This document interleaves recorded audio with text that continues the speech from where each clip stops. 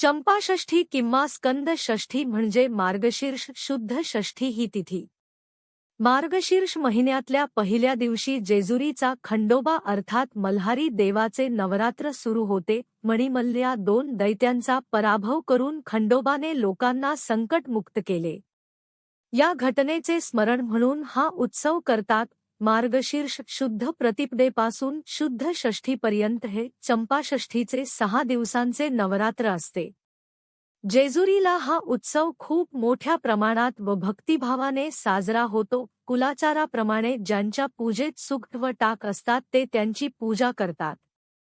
नवरात्राप्रमाणेच रोज फुलांच्या माळा वाढवत घाटावर लावायच्या असतात. 6 दिवस नंदादीप लावतात.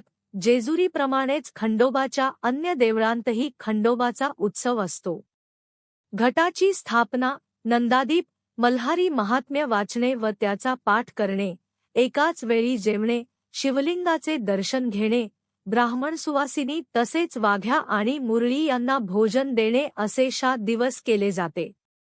चंपाषष्ठी या दिवशी वांग्याचे भरीत आणि भाकरी यांचा नैवेद्य करून देवाला दाखवितात. तसेच या नैवेद्याचा काही भाग खंडोबाचे वाहन असलेल्या कुत्रा त्यांची पूजा करून वाढतात. खंडोबाची तळी भरून आरती करतात.